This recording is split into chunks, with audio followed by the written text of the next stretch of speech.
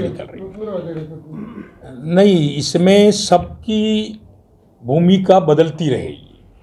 5 दिन ये नेता इस यात्रा में होंगे तो 5 दिन फिर उस यात्रा में जाएंगे, और तमाम हमारे वरिष्ठ नेता, केंद्रीय मंत्री और अन्य राज्यों के मुख्यमंत्री भी इस यात्रा में सदारत करेंगे।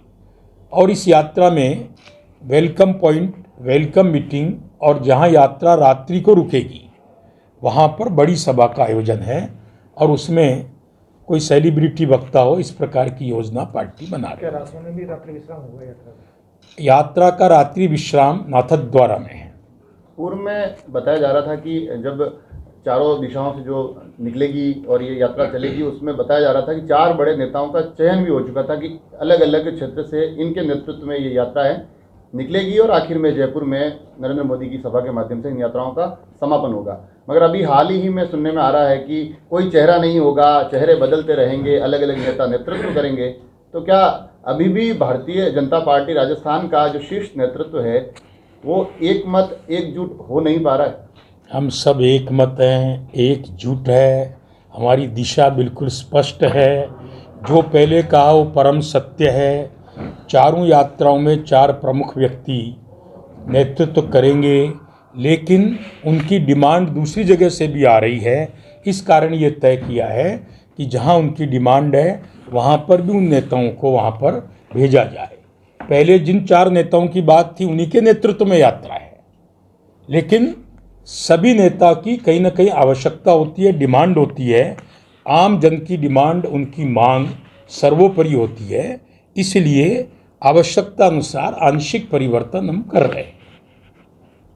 सर, इससे पहले भाजपा के तीनों कार्यकाल में राजसमंद से एक यात्रा शुरू की गई थी, जल चेतना यात्रा, परिवर्तन यात्रा, संकल्प यात्रा। इस बार पहली बार राजसमंद से नहीं शुरू की गई है, इसका कोई विशेष कारण? उस समय ये प्रश्न दूसरे जिले वालों ने किया होगा, तो यहाँ से शुरू हुई है, चारभुजा जी की धरती से शुरू हुई है, परिवर्तन यात्रा भी शुरू हुई है, और स्वराज के संकल्प की यात्रा भी शुरू हुई है। और खूब आशीर्वाद हमको इस क्षेत्र की जनता का और हमारी चारभुजा जी का मिला है। वो आशीर्वाद आज भी भारतीय जनता पार्टी के साथ है, क्योंकि सांस्कृतिक अभ्युदय का काम, हमारे सांस्कृतिक मानबिंदुओं की पुनर्प्रतिष्ठा का काम, हमारे श्रद्धा केंद्रों के विकास का काम जो मोदी सरकार ने किया है, उसके कारण तमाम धार्मिक संत और हमारे सब देवता हम पर अति प्रसन्न हैं। इसलिए ऐसा कोई प्रश्न नहीं है। ये भी 4 पवित्र स्थान है जहाँ से यात्रा निकल रही है। सबका अपना महत्व होता है, और ये योजना इस कारण बनी है। अभी आपने इसमें राजसमंद के कुछ स्थानीय मुद्दे भी इसमें शामिल किए, जिसमें कि आपने दरिबा क्षेत्र के उस विषय का किया जिसमें कि पानी दूषित हो रहा है। दरिबा में भारतीय जनता पार्टी के लोगों को हटाने का या कांग्रेस के लोगों को लगाने का भी आप आरोप लगा रहे हैं, और साथ ही बद्री खनन का भी एक जिक्र किया। मगर ये मुद्दे बार बार प्रेस वार्ताओं के माध्यम से तो मीडिया के सामने आते हैं, मगर इसको लेकर कभी कोई एक बड़ा आंदोलन या धरातल पर ऐसा कुछ संघर्ष भारतीय जनता पार्टी की तरफ से आज तक देखने को मिला नहीं। भारतीय जनता पार्टी ने आज तक तमाम मुद्दों को अपने स्तर पर हर जगह उठाया है, और ये मुखर हो आवाज़, इसीलिए इस प्रकार की 4 यात्राओं के आयोजन की योजना है। उसमें स्थानीय मुद्दों को ही प्राथमिकता के आधार पर हम जनता की अदालत में वापस नए सिरे से, नए कलेवर और नई तेजी के साथ प्रस्तुत करने वाले हैं। ये कार्यक्रम विधानसभा स्तर की प्रेस कॉन्फ्रेंस हर एक विधानसभा में हो रही है या जिला स्तर पे? प्रेस कॉन्फ्रेंस सामान्यतया जिला केंद्रों पर हो रही है, और यात्राओं से पूर्व विधानसभा स्तर पर भी होगी। मैं स्वयं प्रदेश के महामंत्री के साथ में इस संभाग का प्रभारी भी हूँ। इस 28 विधानसभा में मेरा प्रवास भी हुआ है, और हम सब जगह जाकर स्थानीय लोगों के सामने यात्रा का रूट तय कर रहे हैं। अभी मैं कई दिनों से प्रवास पर हूँ और लगातार प्रवास पर रहने वाला हूँ। मेरे जैसे और भी दसियों कार्यकर्ता राजस्थान में इस यात्रा को व्यवस्थित करने के लिए माइक्रो प्लानिंग में जुटे हुए हैं, और ये प्रेस वार्ता के माध्यम से विषय आम जन तक जाए, इसके लिए इस प्रकार की प्रेस कॉन्फ्रेंस डिस्ट्रिक्ट हेडक्वार्टर पर पूरे राजस्थान में हो रही है। अभी देखा जाए तो कांग्रेस लगातार प्रदेश में राजसमंद में अलग अलग बैठकों के माध्यम से, अलग अलग कार्यक्रम के माध्यम से अपने चुनावी चेहरों से 1-to-1 पर आ गई हैं, समर्थकों से बात हो रही है। राजसमंद में भारतीय जनता पार्टी की तरफ से ऐसी कोई कवायदे अभी तक देखने को नहीं मिली। ये 1-to-1 दावेदारों से मिलना है या ये दावेदारों के चयन की प्रक्रिया कब तक प्रारंभ होगी? कांग्रेस क्या कर रही है ये उनको तय करना है, हमारा उनसे कोई कंपैरिजन नहीं है। उनकी अपनी रणनीति है, हमारी अपनी रणनीति है। उन दोनों को न मैच करने की जरूरत है न तुलनात्मक जरूरत है। भारतीय जनता पार्टी राजनीतिक प्रबंधन में कांग्रेस से कमज़ोर है, ऐसा शायद हिंदुस्तान में कांग्रेस के लोग भी नहीं मानते हैं। हमारी अपनी प्रक्रिया है और हमारी प्रक्रिया बहुत लेयर में प्रारंभ हो चुकी है। हमारे दूसरे प्रदेशों के कार्यकर्ता 7-7 दिन यहाँ रहकर गए हैं। अभी केंद्रीय प्रवास योजना के तहत राजस्थान के 200 विधानसभा में दूसरे प्रदेशों के 7 विधायक विधायक 7-7 दिन रहकर अपनी रिपोर्ट नेतृत्व को सबमिट कर रहे हैं। हमारे विस्तारक पिछले 6-6 महीने से एक विधानसभा में लगे हुए हैं, जो एक बूथ पर जाकर ज़मीनी हकीकत को रूबरू करा रहे हैं। हमारे सर्वे, हमारे कार्यक्रम, हमारी बैठकें हो रही हैं और जहां आकांक्षी कार्यकर्ता का सवाल है, मैं स्वयं उदयपुर संभाग के लगभग सभी आकांक्षी कार्यकर्ताओं से मिल चुका हूं और उनको क्या करना है, कैसे करना है, उनके बारे में कैसे रिपोर्टिंग लेनी है, ये हमारा केंद्र का शीर्ष नेतृत्व जिस प्रकार की योजना हमें दे रहा है, हम सब चाक चौबंद हैं। आप निश्चिंत रहिए। और कांग्रेस ने तो कहा था हम सूची निकाल देंगे 3 महीने पहले, सवाल उनसे करिए। हमने तो ऐसा नहीं कहा, लेकिन मैं जिम्मेदारी से कह रहा हूं कि हमारी पहली सूची सितंबर में हम जारी कर देंगे। नाथद्वारा में सभा को लेकर जो सभा तय की है, तो क्या ये लगता है कि नाथद्वारा में बीजेपी कमजोर है? इस यात्रा में एक बात तय हुई है कि आम जन के अधिकतम भागीदारी को सुनिश्चित किया जाए, सभा पर फोकस कम हो। और अब ट्रेंड बदला है, आम जन आम छोटी मोटी सभाओं में बहुत इच्छुक अब नहीं रहा। इस मीडिया ने, सोशल मीडिया ने, आईटी ने बहुत परिवर्तन लाया है। वो हम चाहते तो 200 विधानसभा में सभा कर सकते थे, तो ये तय हुआ कि रात्रि को एक सभा हो, अधिकतम स्थानों पर स्वागत पॉइंट हों और वहाँ पर आजू बाजू की पंचायत और बूथ के अधिकतम लोगों को लाकर उस कार्यक्रम को संपादित किया जाए। जो कारपेट बॉम्बिंग हम करना चाहते हैं, ज़मीनी धरातल पर जो हम हलचल पैदा करना चाहते हैं, वो शायद अधिक स्थानों के वेलकम पॉइंट से होगी। इस रणनीति को ध्यान में रखकर इस बार केवल एक सभा एक दिन में, सवाल नाथद्वारा का नहीं है, जहाँ रात्रि विश्राम आ गया वहाँ सभा है। जैसे इस यात्रा के दौरान भाजपा के जो नेता हैं, वरिष्ठ नेता है, वो पब्लिक से मिलेंगे और उससे पहले अग्रिम दस्ते भी चलेंगे, उससे पहले कई प्रकार की सर्वे टीमें भी चलेंगी, उससे पहले हमारे शक्ति केंद्र के कार्यकर्ता आम जन से रूबरू होकर उनके हालात को जानकर भी हमको अवगत कराएंगे। और कई जगह वेलकम मीटिंग्स भी है जहाँ पर हमारे नेता रथ से सबको संबोधित करेंगे। ये यात्रा 1 वे बिल्कुल नहीं है, ये यात्रा 2 वे है। जो 50 में स्टेट के मुद्दे आपके रहेंगे, स्टेट लेवल के जो भी मुद्दे हैं वो तो आप इस पूरी यात्रा में आप ग्लोबल मतलब उन पर फोकस रखोगे, लेकिन जो डिस्ट्रिक्ट चेंज होता है आपका, विधानसभा चेंज होती है, विधानसभा का एक अपना एक लोकल मुद्दा होता है, क्या उसको भी अपडेट करते रहेंगे आप? निश्चित रूप से। आपने इस प्रेस कॉन्फ्रेंस में आज देखा होगा कि मैंने राष्ट्रीय मुद्दों पर बहुत बात नहीं करी है। हमारे पूरी रणनीति है कि विधानसभा और जिलों के मुद्दों को ही प्राथमिकता के साथ में पेश किया जाए, क्योंकि उस विधानसभा और उस जिले में वो मुद्दे ज़्यादा प्रभावी होते हैं, मतदाता उससे ज़्यादा प्रभावित होते हैं और उन मुद्दों से ही हमें राजनीतिक लाभ भी प्राप्त होता है। इसलिए उन मुद्दों को प्राथमिकता से रखें। आप कह रहे हैं कि भाजपा सितंबर में सूची जारी कर देगी उम्मीदवारों की? नहीं, पहली सूची। पहली सूची जारी करेगी। तो क्या राजसमंद जिले के जो दावेदार है, जो भी प्रत्याशी, उनसे आवेदन लेने की आपकी पार्टी की क्या प्रक्रिया है? देखिए, कांग्रेस का तरीका है पैसे भरो, आवेदन दो, लिस्ट बनाओ, वो सब तरीका। पिछली बार आपका जो उपचुनाव था मैं आज की उसमें बात कर रहा आवेदन लिए गए थे। हूँ, आज की बात कर रहा हूँ। हर बार के मुद्दे जेके यहाँ पे जो जेके फैक्ट्री का जो वो है रेस्ट हाउस है, वहाँ पे बाकायदा आवेदन लिए गए थे, भाजपा के उम्मीदवारों ने लिए थे। क्या वही प्रक्रिया जो इस बार भी लागू होगी? देखिए, संजोग से राजसमंद उपचुनाव का चुनाव इंचार्ज मैं ही था। मैं उस चुनाव में यहाँ 90 दिन रहा हूँ। मैं यहाँ की केमिस्ट्री और ज्योग्राफिया से बहुत परिचित हूँ। सारी प्रक्रिया यथावत होगी। शादी से पहले सगाई भी होगी, लड़की देखने का दस्तूर भी होगा, पूछताछ भी होगी, अड़ोस पड़ोस वालों से भी पूछेंगे। भाजपा अब 75 साल पुरानी पार्टी है। दूल्हा दुल्हन बात करेंगे। मेरी बात को बताइए आप, आपने जो पूछा, मैं कह रहा हूं कि वो सब प्रक्रियाएं होने वाली है।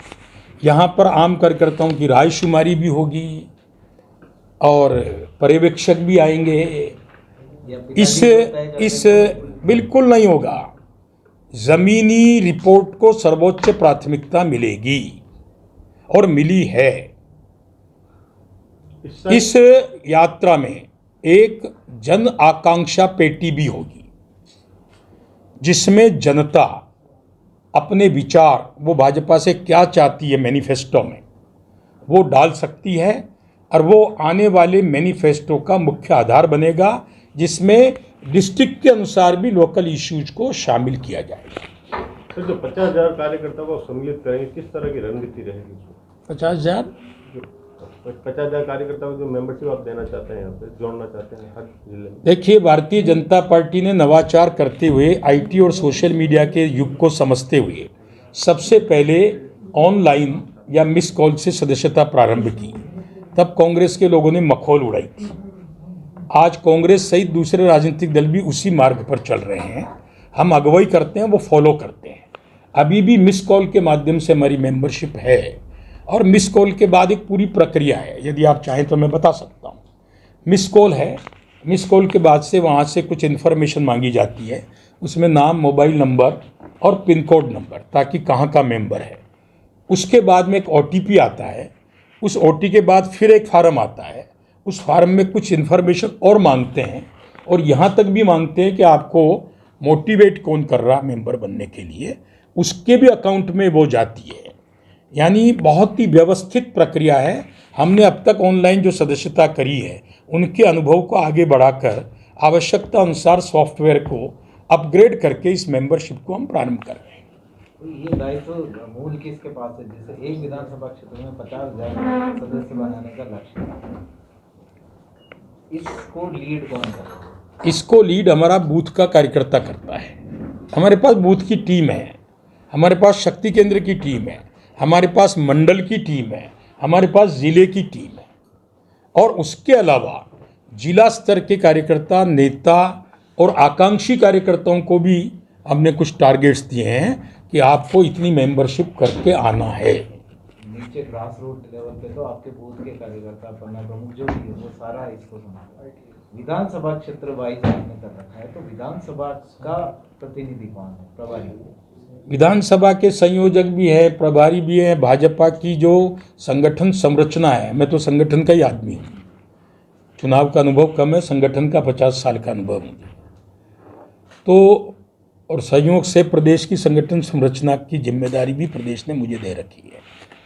तो भारतीय जनता पार्टी के संगठन तंत्र पर तो हार्वर्ड से लेकर कैम्ब्रिज तक के स्टूडेंट दिल्ली आकर रिसर्च कर रहे हैं कि आखिर ऐसी कौन सी संजीवनी भाजपा के पास है कि यहाँ का कार्यकर्ता न हताश होता है, न निराश होता है, न रुकता है, न झुकता है और भाजपा को विश्व के सबसे बड़े राजनीतिक दल के रूप में प्रतिष्ठा दिलाई है।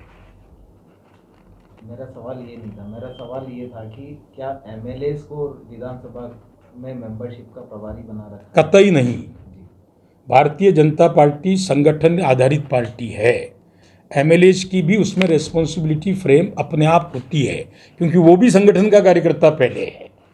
इसी प्रकार से जो टिकट मांग रहे हैं, जिन्हें हमने आकांक्षी कार्यकर्ता कहा है, उनकी भी जिम्मेदारी फ्रेम होती है और निश्चित रूप से उनके बायोडेटा के साथ में इस बात को भी लिया जाएगा कि उन्होंने मेंबरशिप अभियान में कितनी सक्रियता से भाग लिया, उनका कंट्रीब्यूशन क्या है, वो मतदाता सूची में नाम जुड़वाने घटवाने में कितने सक्रिय हैं। ये सब ग्राउंड रियलिटी भाजपा का monitoring team day to day ले रही है। मेरे पास रोज रात को 12:05 पर 10 मिनट पर उस दिन का अपडेट इस 28 विधानसभा का आता है। उसके आधार पर जहां हमको फॉलोअप करना होता है हम करते हैं। मैं जब एक प्रश्न था, विस्तारक आए अपना काम कर गए, लेकिन पिछली बार जो विस्तारक लगे थे उनकी पार्टी ने नहीं सुनी बिल्कुल भी, और उसमें जो विस्तारक लगे थे उनमें कई विधायकों से उनकी झड़प हुई। अभी इस बार क्या है, उनकी बात सुनी जाएगी? बड़ा कॉन्ट्राडिक्टरी सवाल है। अगर उनकी बात नहीं सुनी गई तो नए व्यक्ति को टिकट कैसे मिला, और उनकी बात सुनी गई इसीलिए विधायकों से झड़प हुई होगी। आपका सवाल ही आपका जवाब है। मैं स्वयं यही था बाई इलेक्शन में। 5 विस्तारकों की पूरी बात मैंने सुनी है, उनकी बात ऊपर गई है। और सवाल ये नहीं है कि केवल विस्तारित आधारित पार्टी है, वो भी हमारी इंफॉर्मेशन पैटर्न का एक हिस्सा है। ऐसे 10 हिस्से और हैं, उन सबकी एग्जैक्ट रिपोर्ट बनकर डिसीजन होता है, क्योंकि मनुष्य स्वभाव है, सब प्रकार से सब प्रकार की रिपोर्टें जाती हैं। इसको हमारा नेतृत्व समझता है और इसीलिए हम 8-10 प्रोसेस से सारी छानबीन करते हैं। निश्चित रूप से विस्तारक व्यवस्था बहुत महत्वपूर्ण है और मैं इन विस्तारक बंधुओं का अभिनंदन करना चाहता हूं, जो साल 6-6 महीने का समय लेकर पार्टी को मजबूत बनाने के लिए एक बूथ तक घूम रहे हैं, एक शक्ति केंद्र तक जा रहे हैं। कांग्रेस की अभी जो रिसेंटली जो भी मीटिंग्स हुई उनमें ये सामने आया है कि एग्जिस्टिंग एमएलएस को नाथद्वारा, राजसमंद जिले की बात करें तो नाथद्वारा और भीम से एकल आवेदन हुए हैं और उनको टिकट लगभग फाइनल माना जा रहा है उनकी पार्टी के अंदर। तो क्या बीजेपी में एग्जिस्टिंग एमएलए को टिकट दिया जाएगा क्या? देखिए, हमारे लिए विषय ही नहीं है। हमारे लिए विषय ये है कि भारतीय जनता पार्टी के पास किसी भी विधानसभा में सर्वोत्तम उम्मीदवार कौन है। वो एग्जिस्टिंग है तो एग्जिस्टिंग सर्वोत्तम है, और एग्जिस्टिंग के अलावा कोई दूसरा है उससे भी बेटर तो वो सर्वोत्तम है। ये विषय नहीं है, ये विषय उनका हो सकता है क्योंकि वो परिवारवादी और नेतावादी पार्टी है, और हम लोग तो हमारे संगठन तंत्र पे विश्वास करते हैं।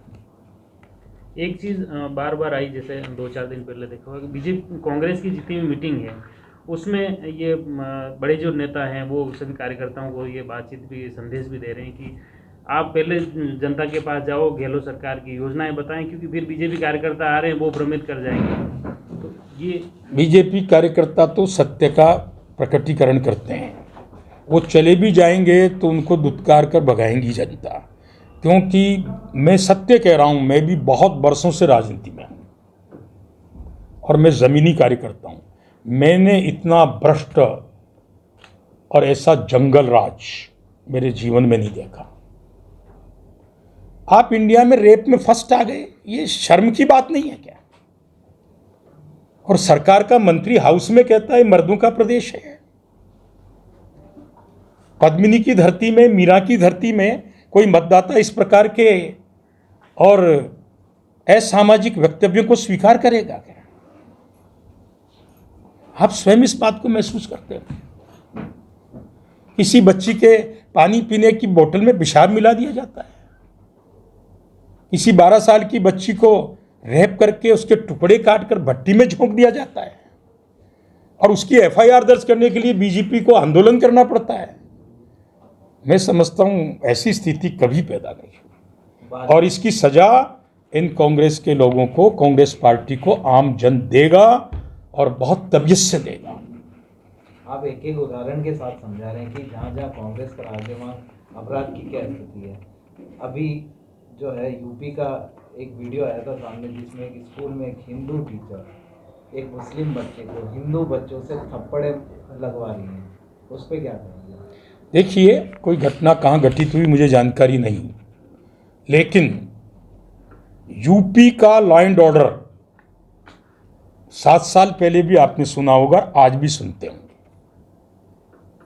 मैं स्वयं यूपी के चुनाव के अंदर एक जिले का इंचार्ज था, कासगंज का। सुनिए प्लीज, आप ही की बात कर रहा हूँ। मैं वहाँ आम आदमी से पूछता था, कोई मूंगफली का थैला लगा रहा है, रिक्शा चला रहा है, भाई वोट किसको दोगे?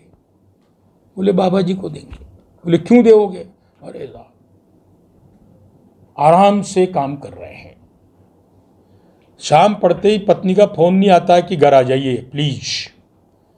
हमारा व्यापार का घंटा 6 से 8 हो गया, 9 हो गया, 10 हो गया, हमारी कमाई 2 गुनी हो गई। हम बहुत खुशहाल हैं। और जिस यूपी में कभी दोबारा सरकार नहीं बनी, उसको प्रचंड बहुमत से वहाँ की जनता ने सरकार देके इन सब बातों का जवाब दे दिया है। और इक्की दुक्की घटना अगर कहीं घटित हो रही है तो मैं नहीं समझता कि योगी सी से सख्त मुख्यमंत्री मैंने तो यूपी में आज तक नहीं देखा, जो लॉ एंड ऑर्डर का पूरा सम्मान करते हुए अपराधियों पर कठोर लगाम लगा सकता है। और कोई बात? फिर मत कहना आपने पूछने का मौका नहीं दिया। बहुत बहुत धन्यवाद, आभार।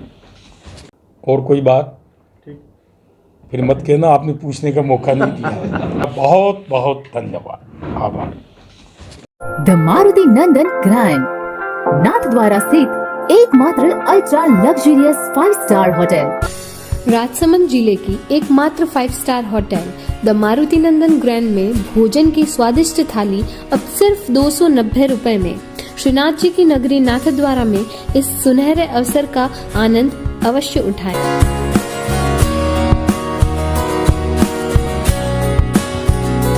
मारुति नंदन ग्रैंड, थिंक नाथद्वारा, थिंक नंदन ग्रैंड।